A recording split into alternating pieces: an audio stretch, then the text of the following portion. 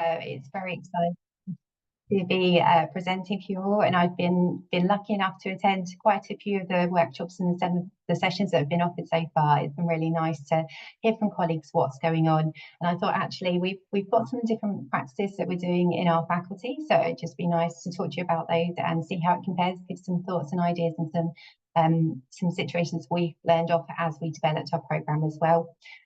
International students, of course, they do bring a lot to the university when they do arrive. They have so many invaluable experiences, so many lovely views as well, and different experiences. But at the same time, every student is different, as we've heard so many people saying on this call today, which is really nice.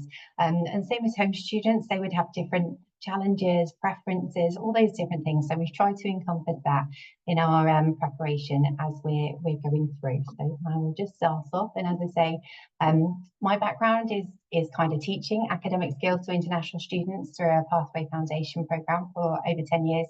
And now working as a faculty international student support tutor. It is a different role. It is blended between professional services and academic as a role itself. So I'm kind of that connection in between. As it says on my side here, up on teacher mode, so I have got the aims and the objectives of the session. We're just going to have a look at this, so it's very loose today, just to give you an idea of what we're doing, why, how it's planned, and then a chance to discuss, as Rachel said, at the end of the session. So to start with, it's not a standalone project, so I just want to start by saying that it's very much a collaborative project with the other areas of the faculty as well. So to showcase how our transition programme looks, I've done these little logos. So we have got the Faculty of Science and Health in the green and purple, the standard university logo for the central approaches, and the union as well, obviously form part of the main process as a student joining.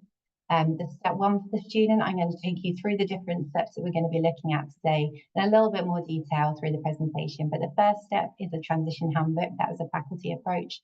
Second step, pre-sessional workshops. Moodle induction step 3, the Central International Orientation Programme, which is a very, very popular, very big opportunity for the students when they are arriving, and invaluable really.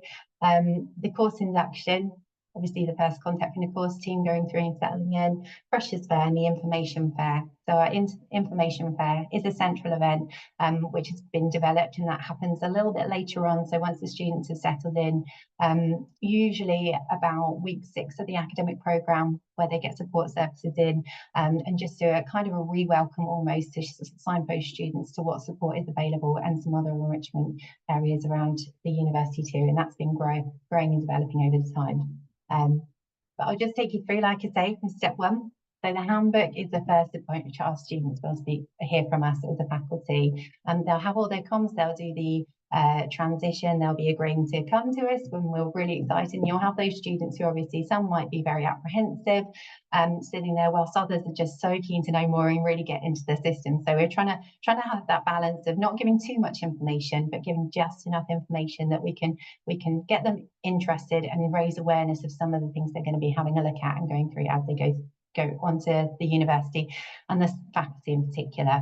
Being science and health, we have got 4 different schools within our school, and they vary from very different styles of courses. So we have got nursing with placements, we have got laboratory sessions with biomedical, we've got earth and the environment, life sciences, courses like that as well. So it's a real scope of different courses here. His handbook is just that initial scene setting. We do have an option for our undergraduate students that we'll send out to those students, and we have postgraduate students as well with the information. It just gives them a little bit of an awareness as to what's going to be the systems they're using, what kind of information we would like them to know about, but things that they tend to ask us as well. So I haven't done bucket loads of analytical research in the background. I will volunteer, I'm not a researcher, but I have had those conversations. It's been really nice over the years that actually in my role, I tend to be the person that the student will come and speak to if the main systems don't work for them.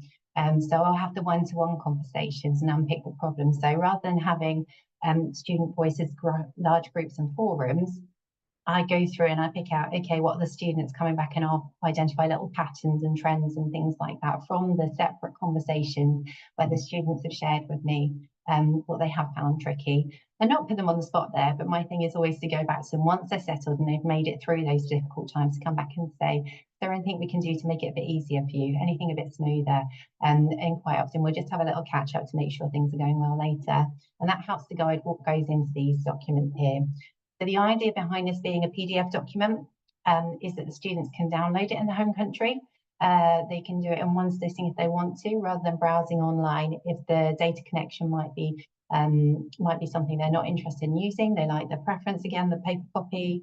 It might be that broadband is internet or they have unreliable connections. It might be simply that they just want to have that paper document print off, put in their suitcase and bring to the UK with them and have all the contact details in there. So we do have the express an interest to the next stage, pre-sessional workshops. We also have little checklists just to get them started around settling in what you'll need to do with your housing, TV licenses, hyperlinks that will take them through to the right place in the council website. And it's just done as really simplistic but hyperlinked information to take them to right areas around Portsmouth too. So when we're having a look at this, one of the key considerations that I've just included down here at the bottom, who should this come from? So in our situation, we send it from the same email address that the admissions information comes from. We do have a central team that will be communicating about the marketing admissions. We have a faculty admissions international tutor, and she will take over that communication. So we share an inbox, and the student will receive the communications through the same way, so that they won't have an unusual email address just dropping in, and hopefully they'll notice it a bit more. Looking at different stages, we talked about whether it should come out earlier, whether it come out last minute before the workshops, but we do it about a month before we're going to do the workshops, just to give that gentle ease into things.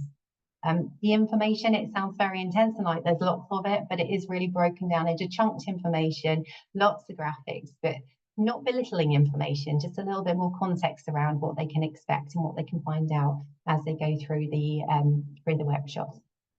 So the second step we've got down here is the pre-sessional workshop programme. This is something I work with central teams and the faculty student support teams to run for the students. They're all brilliant, and they're the faces of the people that if the student does find things a bit challenging later on, or if they just want to improve their work, they can access those sessions. So by introducing to the student before they arrive and before they start their journey, when they go into the workshops in school, if they're asked to deliver a presentation on academic skills, something like that, quite often the students will come back to tutors and say, I recognise you from the pre-sessional workshops, which is really nice. And that they have done on a few occasions. It's been quite good to see those students, and it's made it maybe less of a daunting prospect to reach out and ask for additional support if they need it at those times. The digital organisation workshops and all those digital skills there are not assuming that they don't know how to use the technology. It is offered to home students as well, as live workshops when they get to the university, and our international students can also go on those too. But on the back of the GISP research that was shared quite widely, that a lot of people on this call might be familiar with, around the digital experiences of international students, is having a look at some of the areas that they spoke about. And we try and cover some of the messages in there, and they're very interactive, so the students can have a go at using those tools in the way that they'll need to understand certain different setups, and it goes for our systems as well. The introduction to employment in the UK is offered by one of our careers staff. She comes in and talks about visas, kind of getting set up and applying for part-time work whilst you're doing your studies as well, from an international perspective. So again, an introduction to the careers and employability service. And the transition to university is a little bit more around what to expect with lectures and seminars and things like that from a faculty perspective. As I say, we have got placements, we have got those lab skills that are really core to the science experiences for the students. And a lot of them, it can be quite different for what they've experienced in their home countries. So they give them a chance to talk about those things there. With the settling into Portsmouth, that's one that I put together, which is more around the city itself. So it's picking out the things that relate to their subject areas loosely, and just going through talking about the geology of the local area, talking about the healthcare systems in Portsmouth itself as well, which is obviously the really important areas that are going to be beneficial to them when they sign up for the doctors on arrival too. And the speed friending is very informal. So that's just a Zoom call where we sit there and there's breakout room, and we'll separate them down by undergraduate, postgraduate. depending on numbers, how they engage, we will help them into different subject areas as well. And it's a chance for the students to become familiar with each other as well, and maybe make some friends talking through before they get to this stage. And these happen 2 weeks before we go into the International Orientation Programme. So I have got some information down there about those areas and some considerations that we took when we were doing this. We did start the programme about 2 years, year and a half ago. So I'm trying to think how many semesters we've done this for now. It's about 3 or 4 times we've gone through. So we're gradually streamlining the approaches as we do it.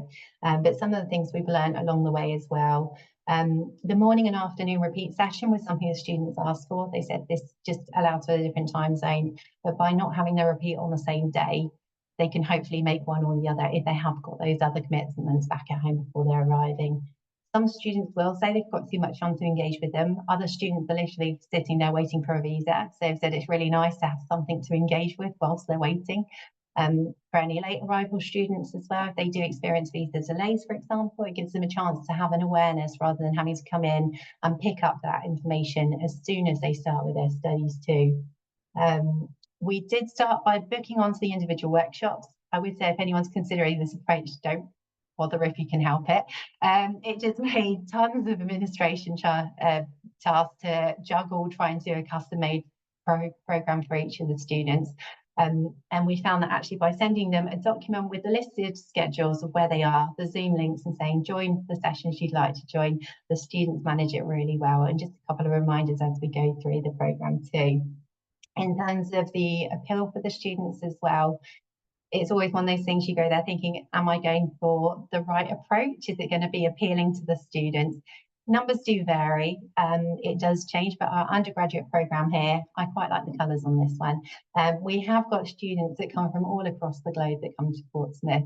So this was the appeal when we first introduced it in September 2024. So I can gauge that 2 intakes a year for us at the moment. We are on to the 4th one, but we've got across the globe there. And again, for our postgraduate students as well, they get the additional academic skills modules that the undergraduate students, we don't offer them at that stage because it's incorporated into their classes, but the learning support tutors will go in. It just keeps the numbers manageable for those skills as well, where the students are going through. In terms of some of the feedback we've had from the students, it can be quite challenging, as I'm sure others may have experienced, to get those questionnaire responses. But when we do have feedback, I do try and pick out some of the nice comments or some of the things, nice or constructive comments, you know, things that they don't like as much as well, the adjustments with timings and things like that, just so we can tailor. And another thing that we always do is meeting up with the learning support tutors and the others who are running the sessions just to get the feedback at the end and see if there's any adjustment from their perspectives of what we would need to do to make the programme a bit better. So the third stage, and this is the third sort of drip feeder into the transition programme for the central teams and almost a handover to them as well for the students, is the pre-sessional portal. So we have it on Moodle. This is our virtual learning platform, I think as I mentioned a little bit earlier. And this is developed for the students not to have too much information, but to have a resource that centralises everything. So when they do get that email overload and they have all those messages coming in at the same time and knowing what was the one that I needed to find about this, the links to the emails are copied into key places in this Moodle page. It's broken down into categories.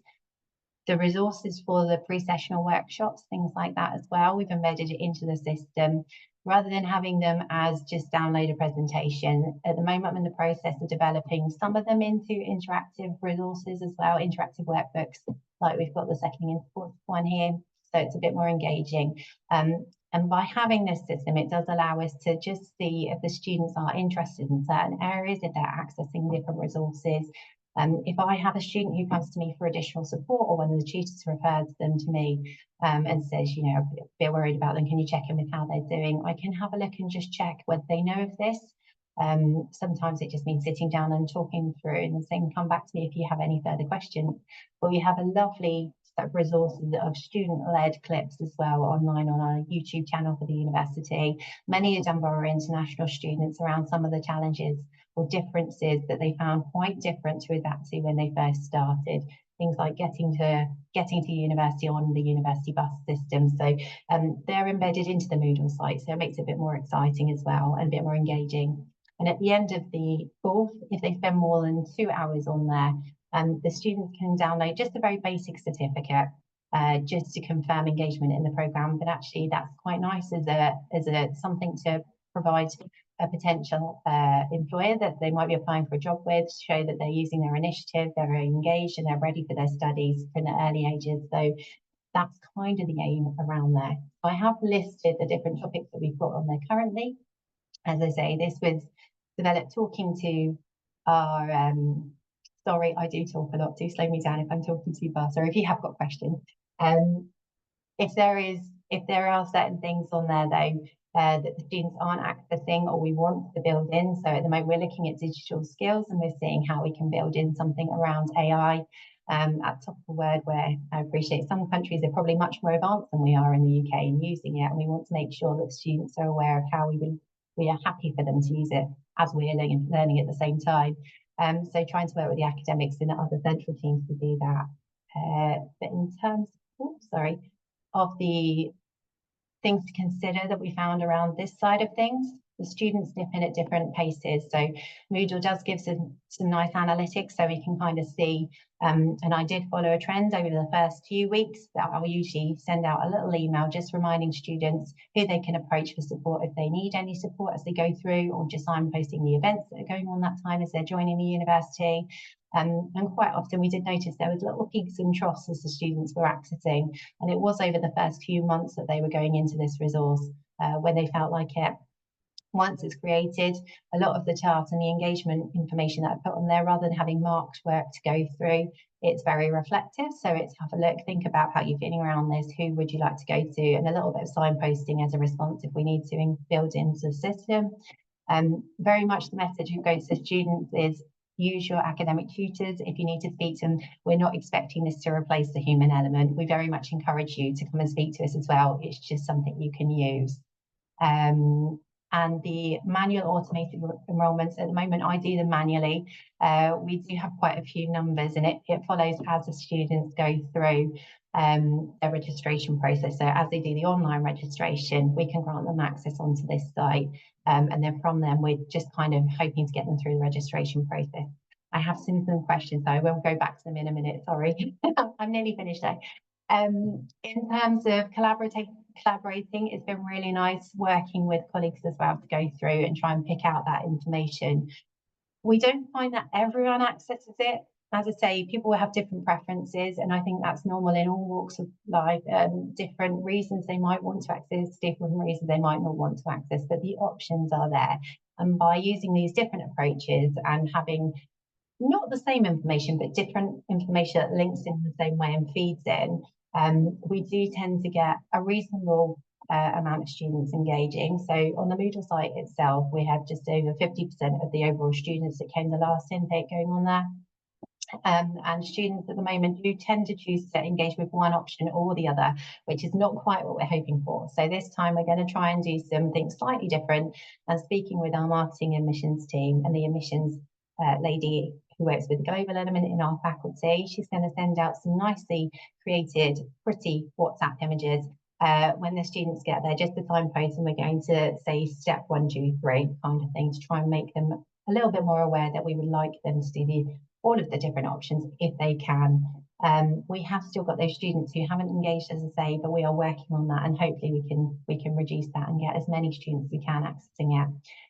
The last part I'm just going to talk about, if I've got time, is just going through, and one of the key considerations that really does affect it. I have been going into schools, so the teams have been really good, and my manager and the other management in the faculty have been making opportunities where we can just talk about this. So the academics know it's a resource they can signpost the students to, and if they've got any questions, they can help build in.